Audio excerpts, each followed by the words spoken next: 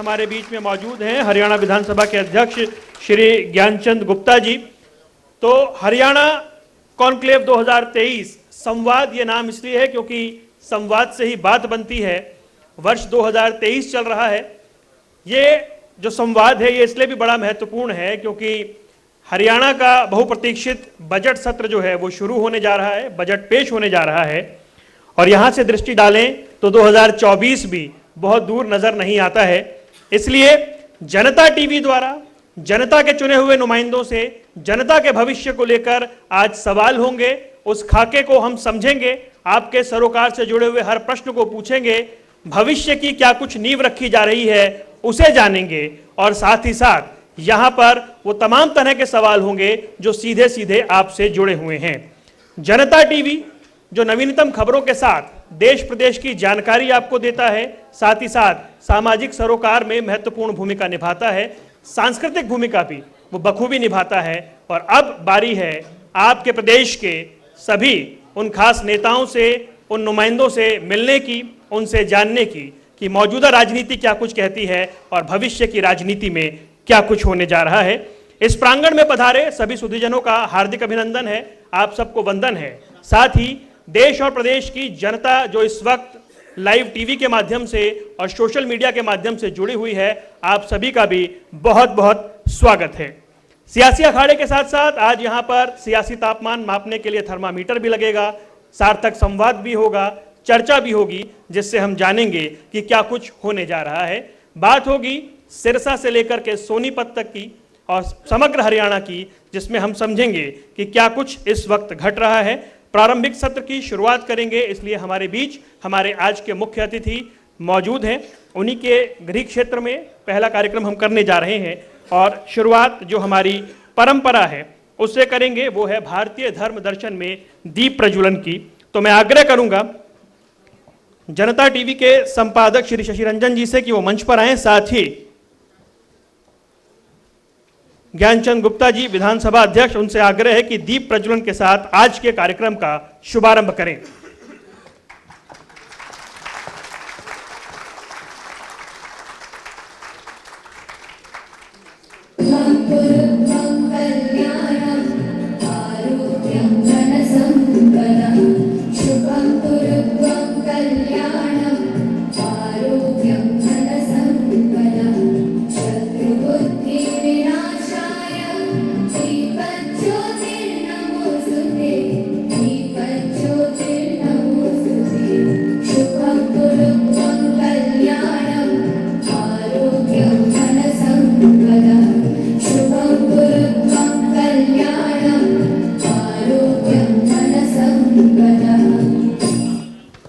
बहुत बहुत धन्यवाद। और भारतीय दर्शन में दीप प्रज्वलन से हम ये तो मानते हैं कि अंधकार का हरण होता है, साथ ही साथ कुशल संपादन की नींव भी रखी जाती है।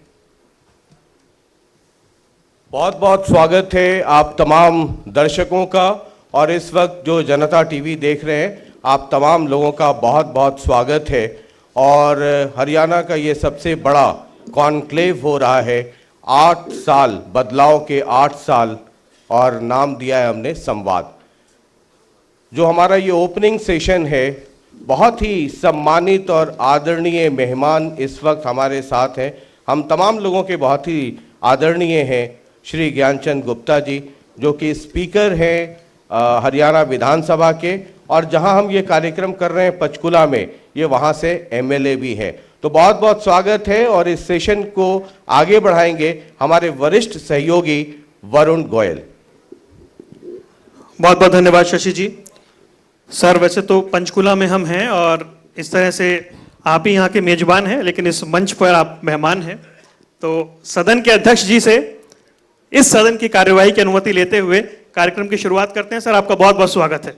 आपका भी पंचकुला की इस पवित्र धरती पर बहुत बहुत स्वागत है, और मैं धन्यवाद भी करता हूँ कि आपने पंचकुला को चुना है इस संवाद कार्यक्रम के लिए। धन्यवाद सर। और शुरुआत करते हैं क्योंकि जैसा कि हमने कहा कि हम भविष्य की राजनीति को या हरियाणा के भविष्य की बात कर रहे हैं। बजट सत्र आने जा रहा है, चर्चा बहुत ज़्यादा है इस बजट सत्र की। आपके सचिवालय की तैयारी कैसी है, उसका प्रारूप कैसा है? देखिए वरुण जी, जो हरियाणा विधानसभा का बजट सत्र 20 फरवरी से शुरू होने जा रहा है, तैयारी की दृष्टि से हमने जिस प्रकार पहले भी ई विधान के माध्यम से विधानसभा का सत्र चलाया था, इस प्रकार भी हमारी ये कोशिश है कि ये विधानसभा का सत्र 100% पेपरलेस हो। उसकी दृष्टि से हमने सभी तैयारियां, अपने जो आईटी सेक्शन है या जो हमारा सेक्रेटेरिएट है विधानसभा का, वो पूरी तरह से तैयार है। और 20 तारीख को ये जो बजट सत्र शुरू होने जा रहा है, उसको 20 तारीख को आदरणीय महामहिम राज्यपाल अपना जो भाषण है वो प्रस्तुत करेंगे और उसके पश्चात 3 दिन तक आदरणीय राज्यपाल महोदय के अभिभाषण पर चर्चा होगी और 22 तारीख सायं को आदरणीय मुख्यमंत्री जी इस चर्चा का जवाब देंगे और 23 फरवरी को जो बहुत बेसब्री से हम लोग भी इंतज़ार कर रहे हैं इस बजट की, आदरणीय मुख्यमंत्री जो हमारे वित्त मंत्री भी हैं वो बजट प्रस्तुत करेंगे। तो 23 फरवरी को हरियाणा प्रदेश का वर्ष 2023-24 का बजट प्रस्तुत किया जाएगा। जी सर, विधानसभा अध्यक्ष होने के अलावा, क्योंकि आप पंचकुला के विधायक भी हैं, एक विधायक होने के नाते आप बजट से कितनी उम्मीद कर रहे हैं? देखिए, जिस प्रकार से हमारे यशस्वी प्रधानमंत्री नरेंद्र मोदी जी के नेतृत्व में केंद्र का बजट आया है, उस केंद्र के बजट से जिस प्रकार से गरीबों के उत्थान की योजनाएं बहुत सारी सामने आई हैं, हमारे आदरणीय मुख्यमंत्री जो वित्त मंत्री हैं उन्होंने भी कहा है कि इस प्रकार अब की बार जो बजट आएगा वो केंद्र की तर्ज पर आएगा। और मुझे पूरी उम्मीद है कि पंचकुला के लिए, जैसा आपने कहा कि हमें बहुत सारी उम्मीदें हैं, बहुत सारी सौगातें, वैसे तो बजट के अलावा भी मुझे इस बात का फ़ख्र है कि पिछले 8 साल के अंदर 5000 करोड़ रुपए से ज़्यादा के विकास कार्य पंचकुला में हुए हैं। तो इसलिए बजट के अंदर क्या आएगा क्या नहीं आएगा वो मेरे लिए बहुत ज़्यादा इतना मायने नहीं रखता, लेकिन मुझे पता है कि जो भी बजट आएगा गरीबों के उत्थान के लिए, हमारे पंचकुला वासियों को और अच्छी सुख सुविधा मिले, उसको देख करके पंचकुला के लिए बहुत सारी योजनाएं आने की उम्मीद है। एक सवाल आता है सर यहाँ पर कि सारे कानून जो हैं वो विधानसभा में बनते हैं, लेकिन विधानसभा के पास अपनी फाइनेंशियल पावर नहीं है। विधानसभा अध्यक्ष होने के नाते आप इसे कैसे देखते हैं और इसमें संभावनाएं क्या दिखाई देती हैं? नहीं, देखिए, ये बात बिल्कुल सही है कि पूरे प्रदेश का बजट विधानसभा के अंदर पास किया जाता है और एक बार बजट पास होने के पश्चात सरकार उस बजट के अनुसार कार्य करती है। लेकिन जहाँ तक वित्तीय स्वायत्तता का जो आपने प्रश्न किया है कि विधानसभा को वित्तीय स्वायत्तता नहीं है, अब की बार जो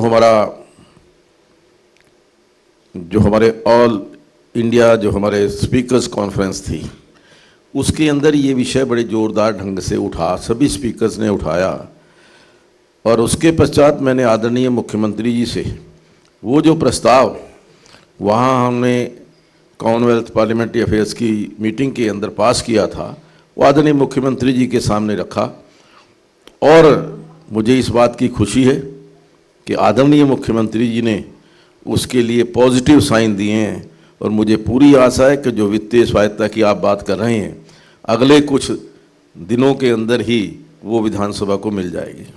ये जो 60 करोड़ रुपए का जो खर्च है, आपने कहा कि भाई वो इस हाथ में आ जाना चाहिए, तो क्या यही मान लिया जाए कि यही फाइनेंशियल एक पावर है जो मिल जाएगी? नहीं, देखिए, ऐसा होता है कि विधानसभा का एक बजट लगभग 90-91 करोड़ रुपए का है, उसमें से 60 करोड़ रुपया जो है वो सैलरीज के अंदर जाता है, 30-31 करोड़ रुपया खर्च करना होता है, छोटी छोटी सी खरीदारी है या कोई भी छोटा सा कार्य है, कुछ अपने जो स्टाफ के लिए या अपने विधायकों के लिए कुछ करना होता है तो उसके लिए हमें जो अपनी फाइल है वो पास करने के बाद सरकार के पास भेजनी पड़ती है। अगर वो वित्तीय स्वायत्ता हमें मिल जाती है तो फिर वो भेजने की आवश्यकता नहीं रहेगी और जो हरियाणा विधानसभा के सेक्रेटरी हैं उनके पास वो पावर आ जाएगी और वो हम बिना किसी हिचक के, बिना किसी देरी के अपने प्लान्स को इम्प्लीमेंट करने में सक्षम होंगे। ज्ञानचंद जी, बहुत सारे बदलाव या फिर कहें कि बहुत सारी जो नई चीज़ें आप लेकर आ रहे हैं विधानसभा में, उसी कड़ी में इसको माना जाए एक लंबा सुधार देखा जा सकता है अगर ये हो जाता है तो? नहीं, बिल्कुल। देखिए, बहुत सारी चीज़ें जो आज से लगभग 50-55 वर्ष पहले हो जानी चाहिए थी, उनको करने के लिए हमने इनिशिएट किया है। बहुत सारी चीज़ें, जैसे हरियाणा प्रदेश के जो कानून, सभी जो बायलाज थे वो पंजाब के नाम से जाने थे, Punjab sales tax act, Punjab excise act. उन्होंने कहा भी हरियाणा बने हुए 50-55 साल हो गए, आज तक हमारे कानून हम क्यों नहीं उनको गवर्न करते, हमारे कानून हरियाणा के नाम से चले, वो हमें प्राउड फील होता है। तो मैंने ये सारा परिवर्तन हम वहाँ लेकर के आए, हमने पेश किया और वो आज मुझे इस बात की खुशी है कि सभी कानून जो है वो पंजाब की बजाय हरियाणा के नाम से जाने जाते हैं। आप ऐसा कुछ नया करते हैं कि फिर वहाँ टेंशन हो जाती है वहाँ के नेताओं में? नहीं, देखिए, टेंशन होने का कोई कारण नहीं है। पंजाब एक अलग राज्य है, हरियाणा एक अलग राज्य है। ये ठीक है कि जब पंजाब और हरियाणा का विभाजन हुआ था, हरियाणा बना था, हरियाणा पंजाब की मुकाबले काफ़ी पीछे था विकास की दृष्टि से, क्योंकि विकास जो उस समय था वो पंजाब में था। लेकिन 50-55 साल के अंदर जिस प्रकार से हरियाणा ने तरक्की की है, जिस प्रकार से हरियाणा में विकास हुआ है, मैं समझता हूँ कि आज हम पहले या दूसरे स्थान पर हैं, पंजाब 14वें या 15वें स्थान पर है पूरे देश के अंदर। तो इस दृष्टि से हरियाणा ने पिछले 50-55 साल के अंदर जो तरक्की की है उसको देख करके कई बार पंजाब को लगता है कि भी हरियाणा आगे तेज़ी से बढ़ रहा है और थोड़ी सी जेलसी मैं कहूँगा। ये तो नहीं, वो तो कहते हैं अधिकारों का हनन कर रहे हैं आप। हम अधिकार, ये तो मैं कहता हूँ उल्टा चोर कोतवाल को डांटे, वो हिसाब है। देखिए, हरियाणा पंजाब का विभाजन हुआ, 60% पंजाब का हिस्सा है, 40% हरियाणा का हिस्सा है। हमारी विधानसभा का जो 40% हिस्सा हमें 1966 में ही मिल जाना चाहिए था, आज तक हमें केवल 27% हिस्सा मिला है, 13% हिस्सा अभी भी पंजाब के पास है।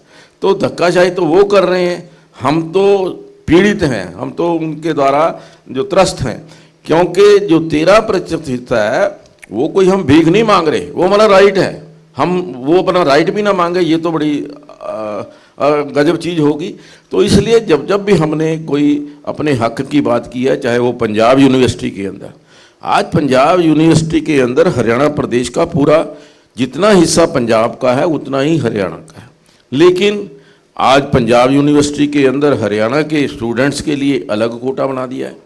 आज पंजाब यूनिवर्सिटी के अंदर जो पंजाब के बच्चे दाखिल होते हैं या चंडीगढ़ के जो बच्चे दाखिल होते हैं उनका कोटा 85% है, और जो other states other than Chandigarh उनका केवल 15% है। उसमें पूरा हरियाणा भी आ गया, हिमाचल भी, पूरा सारा इंडिया आ गया।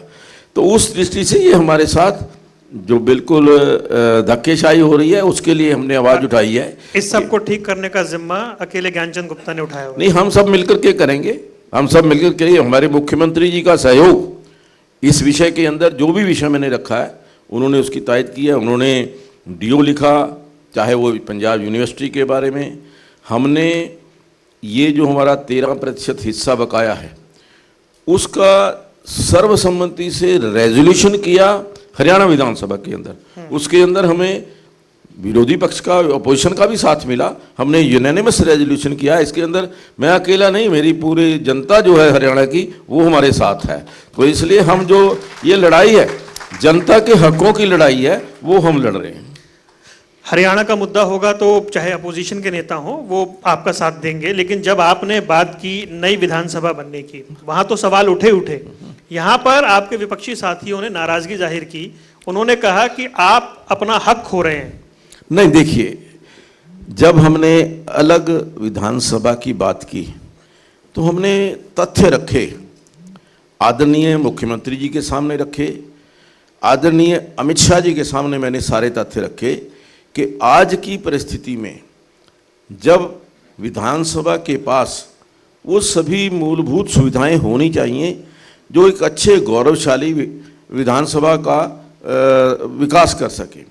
अब देखिए, हमारे विधानसभा ही केवल ऐसी है पूरे देश के अंदर जहां किसी भी मंत्री के पास, जैसे अभी बजट सत्र आ रहा है, 10 दिन बजट सत्र चलेगा, बहुत सारी फाइलें ऐसी होती हैं जो मंत्री को वहीं निकालनी होती हैं, लेकिन विधानसभा के अंदर उनके पास बैठने के लिए कोई कमरा नहीं है, कोई स्थान नहीं है।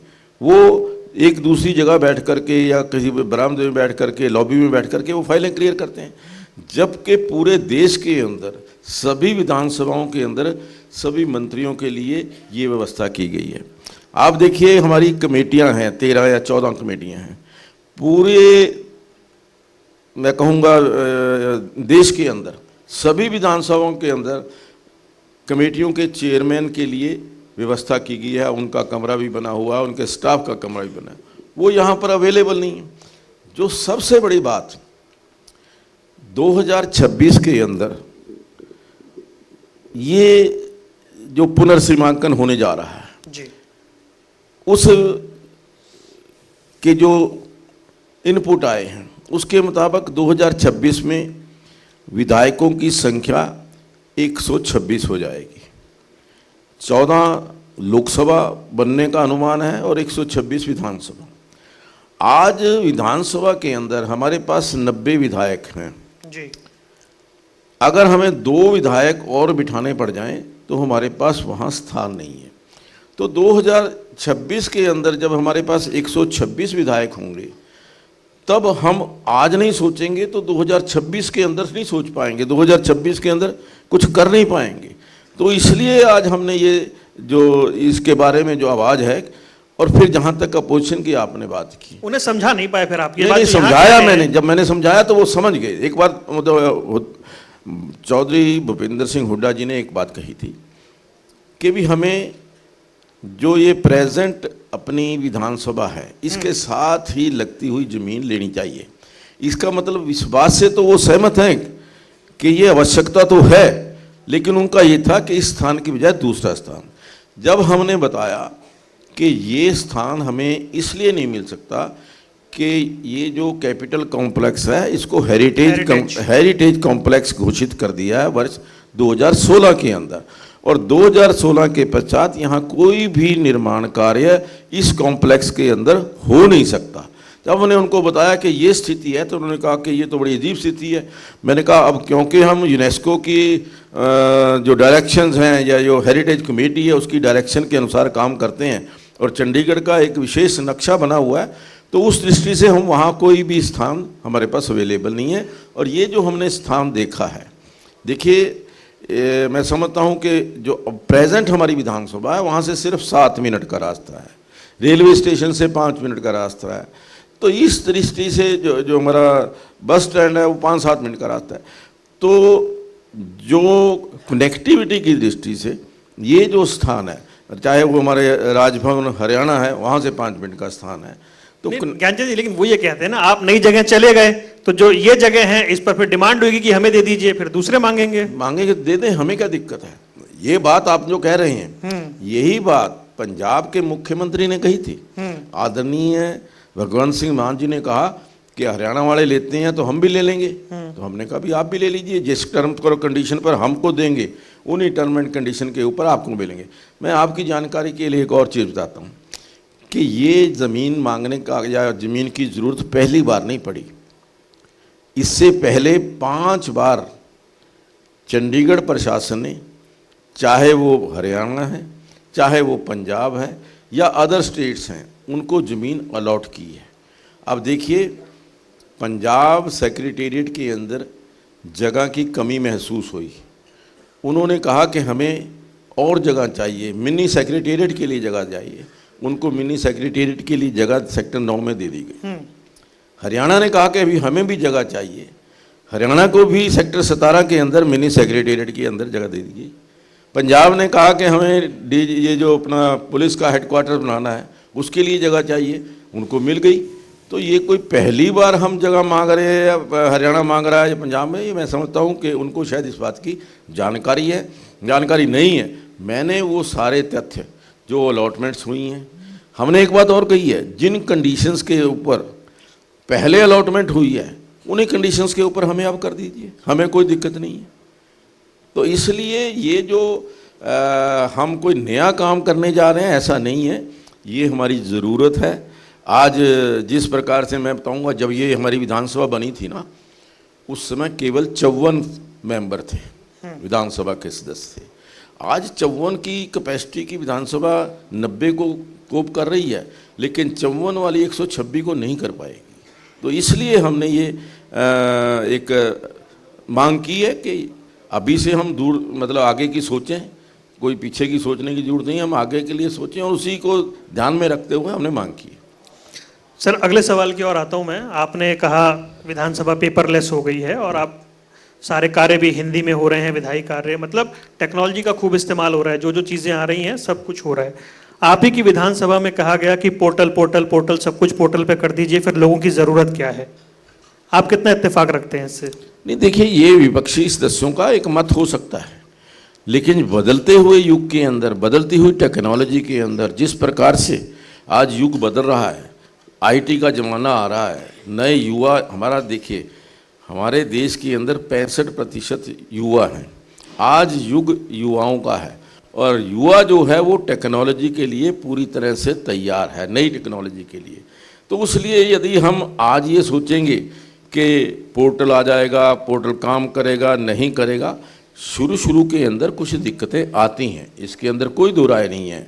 हमने भी अभी जब विधानसभा को ई विधानसभा किया, बहुत सारे हमारे जो सदस्य थे वो अप्रीहेंसिव थे कि क्या होगा, हमें तो आता नहीं है। लेकिन मुझे बताते हुए बड़ी खुशी होती है कि जो पिछला सत्र हमारा गया, 98% सेविंग कागज़ की हुई, 98% कागज़ जो है वो बचा, यानी एक कागज़ यानी एक पेड़। एक प्रश्न हमारे माननीय विरोधी पक्ष के विधायक का था, जिसका जवाब 1400 पेज के अंदर दिया गया, 1400 पेज एक प्रश्न के जवाब में। और हर वर्ष मिनिमम जो प्रथा है कि 150 कॉपी जो है उसकी हर हालत में छपनी है, लेकिन अब की बार वो केवल हमने 5 कॉपी छुपाई रिकॉर्ड के लिए, बाकी सारा ऑनलाइन उनको डाटा जो था भेज दिया। मेंबर भी सेटिस्फाइड था कि उसके प्रश्न का उत्तर मिल गया, और हम भी सेटिस्फाइड थे कि इतना बड़ा कागज़ का सेविंग हुआ है। तो उस दृष्टि से हमने प्रयास किया कि देखिए, बदलती हुई टेक्नोलॉजी की, मतलब पोर्टल समय की ज़रूरत है। देखिए, ट्रांसपेरेंसी के लिए, जब हम ट्रांसपेरेंसी की बात करते हैं, जब हम आगे आने वाले समय के अंदर जो भ्रष्टाचार मुक्त भारत की बात करते हैं, जो आईटी आएगी, तो आईटी टेक्नोलॉजी आएगी तो निश्चित तौर पर ट्रांसपेरेंसी आएगी, और ट्रांसपेरेंसी आएगी तो भ्रष्टाचार खत्म होगा। पिछले सत्र में हमने ये देखा कि कुछ सवालों के जवाब सही नहीं आए, तो ज्ञानचंद गुप्ता जी का एक बदला हुआ रूप देखा।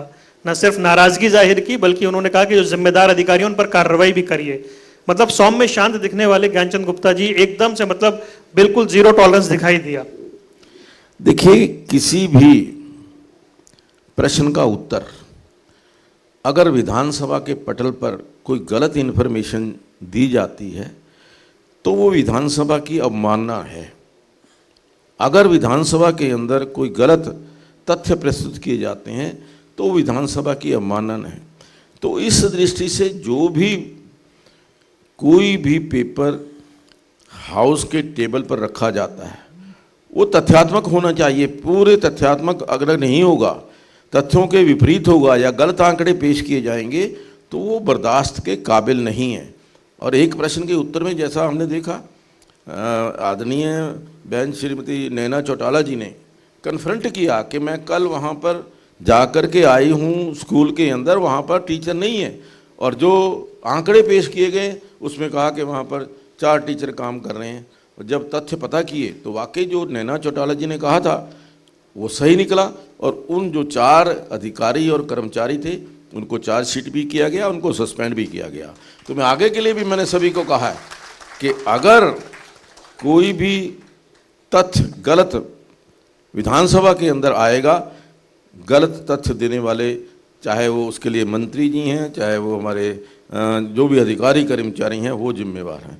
तो मेरा तो निवेदन है कि विधानसभा की गरिमा और मर्यादा को बनाए रखने के लिए सही तथ्य विधानसभा के पटल पर रखे जाएं। ज्ञानचंद जी, मैं आपसे जानना चाह रहा हूं कि जब आप मतलब विपक्ष, क्योंकि आपका एक लंबा राजनीतिक करियर है, विपक्ष कहता है उसका अधिकार है भाई नारेबाजी करना या वेल में आना या उसको बाधित करना, उस चेयर पर बैठकर जब ये सब कुछ होते हुए देखते हैं, आपको लगता है इसका कोई समाधान स्थायी हो सकता है, या जो परंपरा चली आ रही है ये ऐसे ही चलेगी, इसका कोई समाधान नहीं है? नहीं, देखिए, हमें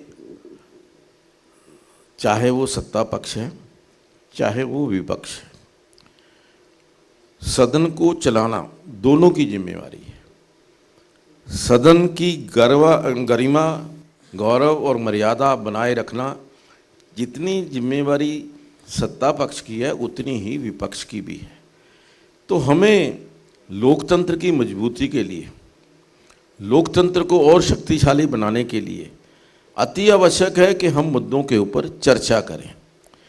चर्चा ना करके केवल एक यूँ कह लीजिए कि मीडिया शो या ये मीडिया को दिखाने के लिए या हल्ला गुल्ला करने के लिए, उसको एक पॉलिटिकल इवेंट बनाने के लिए अगर कोई इस सदन के अंदर हल्ला गुल्ला किया जाता है तो ठीक नहीं है। देखिए, जनता के मुद्दे उठाना, जनता की बात विधानसभा के अंदर रखना, जहाँ सत्ता पक्ष का काम है वहीं विरोधी पक्ष का काम भी है। विरोधी पक्ष कितना जागरूक है, कितना वो जन समस्याओं को लेकर के जागरूक है, या जो भी विधायक हैं, चाहे वो सत्ता पक्ष के हैं चाहे विपक्ष के हैं, वो जो जन समस्याएं हैं, लोगों की समस्याएं हैं, कितने अच्छे ढंग से वो विधानसभा के अंदर रख रहे हैं, कितने अच्छे ढंग से जो अपनी विधानसभा की कॉन्स्टिट्यूएंसी की जो प्रॉब्लम्स हैं वो विधानसभा के अंदर रख रहे हैं। आज वो जमाना नहीं है कि जो मर्जी विधानसभा के अंदर बोल करके आ जाइए, कोई आपको देख नहीं रहा। आप बैठे हैं देखने, आप दिखाने वाले कि जो भी कोई गलत बोलेगा, जो जिसका गलत व्यवहार होगा, उसका जो है वो जनता आंकलन करेगी। ये इस लोकतंत्र की खूबी है। और मैं इस एक और चीज़ आपको कहता हूँ कि ये हमारे लोकतंत्र की खूबी है कि हर 5 साल बाद चुना हुआ प्रतिनिधि, चाहे वो एक सरपंच है, जिला परिषद का मेंबर है, जिला परिषद का अध्यक्ष है, नगर निगम का है, या विधायक है, एमपी है, हर 5 साल के बाद उसको जनता की अदालत के अंदर जा कर के अपनी परीक्षा देनी होती है। परीक्षा के नंबर कौन लगाता है? जनता लगाती है। तो अपने व्यवहार से जो हम विधानसभा के अंदर कार्य कर रहे हैं, व्यवहार कर रहे हैं, वो जनता सब कुछ देखती है, और 5 साल के बाद उसके अंक जो है, उसकी परफॉर्मेंस को देख करके वो जनता उसके अंक लगाती है। तो ये मैं समझता हूँ कि हमारे लोकतंत्र की खूबी है। देखिए, एक चीज़ मैं और आपके इस शो में कहना चाहूँगा, लोकतंत्र के 3 स्तंभ हैं, न्यायपालिका, कार्यपालिका और विधायिका। केवल विधायिका ऐसी है जिसका 5 साल बाद टेस्ट हो जाता है, चाहे वो आदरणीय जज साहब हैं, एक बार उन्होंने टेस्ट पास कर लिया, वो परमानेंट हैं। आईएएस ने एक बार आईएएस क्लियर किया, उसके बाद उसका कोई दोबारा टेस्ट नहीं होता। केवल जो चुने हुए प्रतिनिधि विधायिका है उसका हर 5 साल बाद लाइसेंस रिन्यू कराना पड़ता है। ज्ञानचंद जी, मैं आपसे एक सवाल कर रहा हूँ, क्योंकि जो हमारे कॉन्क्लेव का नाम है बदलाव के 8 वर्ष, 8 वर्ष में क्या बदला? देखिए, 8 वर्ष के अंदर वैसे तो बहुत सारी चीज़ें नई देखने को हमें मिली है। जिस प्रकार से नौकरियों की भर्ती के अंदर ट्रांसपेरेंसी आई है, ये मैं नहीं कह रहा, जिन गरीब परिवारों के बच्चे बिना 1 रुपया खर्च किए हुए आज बिना क्षेत्रवाद या इलाकावाद को देखते हुए जिन घरों के बच्चे नौकरी के ऊपर लगे हैं, उनसे जाकर के पूछिए कि आज एक गरीब आदमी जिसका बच्चा शिक्षित है, मेरिट के ऊपर खरा उतरता है, अगर उसको मेरिट के अनुसार नौकरी मिल जाती है तो उससे लिए ये सरकार भगवान के बराबर है। पहले क्या होता रहा है, मैं आपको छोटी सी एक मिसाल दूंगा। इलाकावाद जैसे क्षेत्रवाद की बात होती है, इस 8 साल के अंदर मुझे बड़ी खुशी है कि पंचकूला के अंदर 7 HCS बच्चे सेलेक्ट हुए हैं और उनमें से 3 बच्चे गांव के हैं। मैं नाम भी बताता हूं, गांव नाडा साहब से HCS हमारी बेटी भर्ती हुई, गांव रिहौड़ से हमारी बेटी जो आया है वो भर्ती हुई, गांव ये क्या नाम अपना जयसिंहपुरा से, वहाँ से HCS भर्ती है। गाँवों के बच्चे भी HCS के अंदर सेलेक्ट हो सकते हैं। ये पहली बार लोगों को उम्मीद जुगी है। पहले तो क्या था, वो मैं ये कहना ठीक नहीं है, सब लोग जानते हैं, वो जो खर्ची पर्ची है वो हमने ख़त्म की है। ये बहुत बड़ा बदलाव आया है। अब जैसे शिक्षकों की ट्रांसफ़र था, टीचर्स की ट्रांसफ़र पॉलिसी हम लेकर के आए। ट्रांसफ़र पॉलिसी के अंदर जिस प्रकार से टीचर्स नहीं तो एक ट्रांसफ़र भी एक इंडस्ट्री बना हुआ था, उसके ऊपर हमने रोक लगाई है। आज जो आप पोर्टल की बात कर रहे हैं, पोर्टल के माध्यम से ही हमने लगभग 5.5 लाख लोग ऐसे जो पात्र ना होते हुए भी BPL का फ़ायदा उठा रहे थे, 5.5 लाख लोग जब उनकी स्क्रूटनी हुई तो ऐसे लोगों के भी BPL कार्ड बने हैं जिनके पास 3-3 मंजिल की कोठी है, बड़ी बड़ी कारें हैं, उन लोगों के BPL के कार्ड बने हुए थे। आज हमारी सरकार आई है कि हमने कोशिश की है कि जो वास्तव में गरीब है उस गरीब को उस BPL का फ़ायदा मिले। उसके अंदर कुछ कमियां भी हैं, हम उसको ठीक भी कर रहे हैं, लेकिन हमारी जो नीयत है वो ये है कि जो सबसे गरीब व्यक्ति है, जो अंतिम छोर पर खड़ा हुआ व्यक्ति है पंक्ति के अंदर, उस व्यक्ति को जो हमारी योजनाएं हैं उसका लाभ मिले। तो ये हमारे ये बदलाव आए हैं, नया बदलाव आए हैं। भाई दबाव भी तो है क्योंकि डबल इंजन की सरकार है ना, कहने के लिए कोई एक्सक्यूज नहीं है। भाई केंद्र में भी सरकार है, प्रदेश तो में भी बदलाव सरकार है तो हमने काम भी किया है। मैंने जैसे एक मैं अभी और जैसा अभी आप उस पर आएंगे भी, मुझे पता है कि पंचकूला के अंदर देखिए 10 साल चौधरी भूपेंद्र सिंह हुड्डा जी की सरकार रही। मैं दावे से कहता हूं कि उस 10 साल के अंदर कोई एक ईंट भी इस पंचकूला विधानसभा क्षेत्र के अंदर नहीं ली। चाहे हमारे आदरणीय चंद्रमोहन जी डिप्टी चीफ मिनिस्टर भी रहे, और लेकिन विकास नहीं हुआ। कारण था जो आज भी वो सामने नज़र आता है, वो पॉलिटिकल राइवलरी। क्योंकि 10 साल कुमारी शैलजा जी पहले 5 साल यहाँ से लोकसभा की मेंबर थी, इसलिए उनके क्षेत्र के अंदर तो विकास हुड्डा साहब कहाँ करवा सकते थे, वो नहीं करवाया। फिर भाई DK बंसल जी आ गए, वो शैलजा जी के आदमी थे, इसलिए पंचकूला को सजा दी गई, पंचकूला का विकास नहीं हुआ। लेकिन हमने पिछले 8 साल के अंदर जो 5,000 करोड़ रुपये से ज़्यादा के विकास कार्य किए हैं, और मैंने सभी विपक्ष के लोगों से, जो हमारे यहाँ के लीडर हैं, कि किसी को उसकी डिटेल चाहिए कि 5,000 करोड़ के काम कौन कौन से हुए हैं, वो मैं देने के लिए तैयार हूँ। तो ये जो हमने 5,000 करोड़ का विकास यहाँ पर हुआ है पंचकूला के अंदर, तो अगर, और फिर हमारे मुख्यमंत्री जी ने कहा कि सबका साथ सबका विकास, 90 की 90 विधानसभाओं के अंदर विकास के काम हुए हैं, केवल पंचकूला या दूसरी और नहीं है। चाहे वो मुख्यमंत्री जी की विधानसभा है, चाहे वो मेरी विधानसभा है, या चौधरी भूपेंद्र सिंह हुड्डा जी की विधानसभा है, या अन्य जो प्रतिपक्ष के नेता हैं, सबका समान विकास हमारी सरकार ने किया है। क्योंकि आपने पंचकूला का जिक्र कर दिया है ज्ञानचंद जी, क्योंकि अब आप कह रहे हैं 5,000 करोड़ के विकास कार्य हुए हैं, अभी समय है, कौन से ऐसे काम हैं जो आपको लगता है कि अभी होने बाकी हैं, जो आपको करवाने हैं, या जो होने चाहिए आपके हिसाब से पंचकूला में? देखिए 2-3 चीज़ें हैं जो मैं समझता हूँ कि आने वाले इस अगले वर्ष के अंदर होनी चाहिए।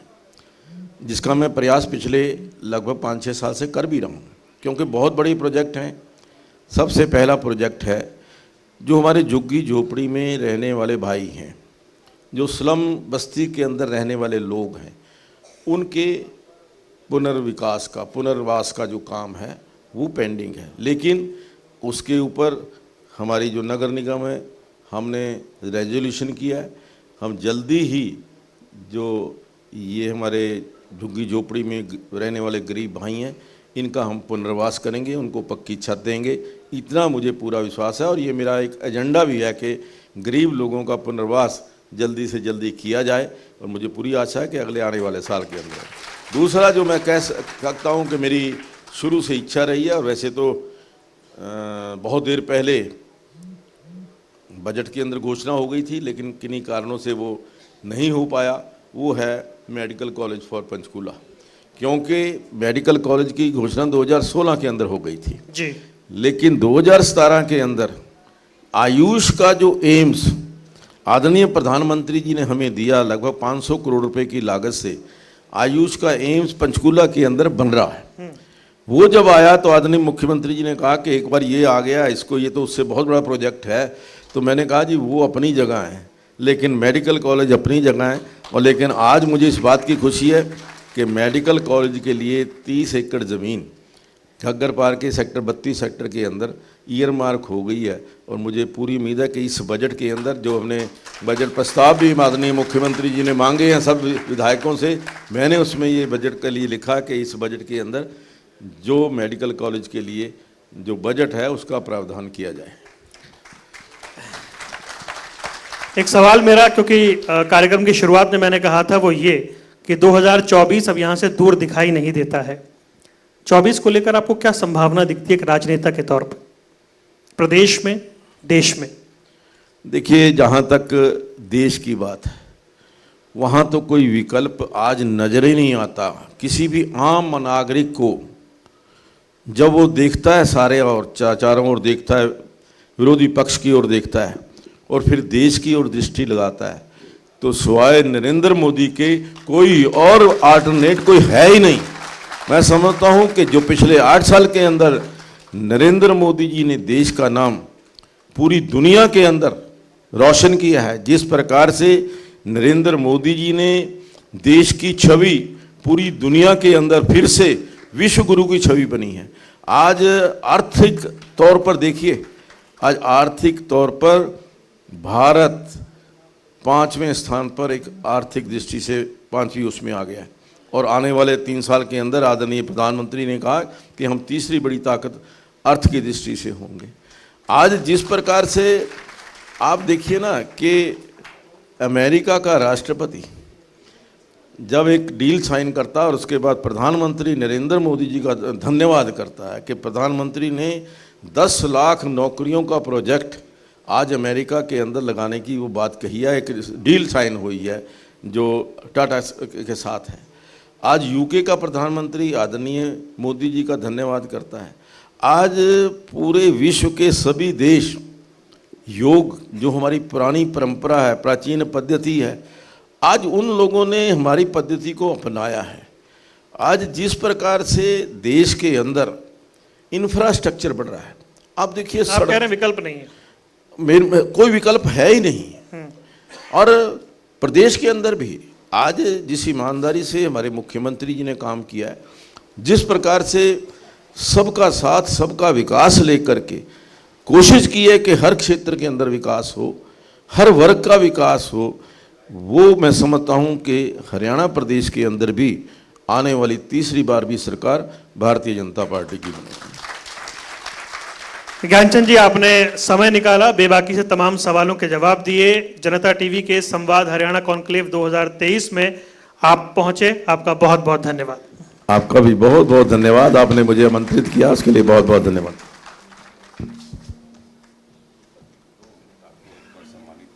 और अब मैं आग्रह करूंगा जनता टीवी के संपादक शशि रंजन जी से कि प्रतीक चिन्ह और अंग वस्त्र भेंट करके विधानसभा अध्यक्ष ज्ञानचंद गुप्ता जी को सम्मानित करें।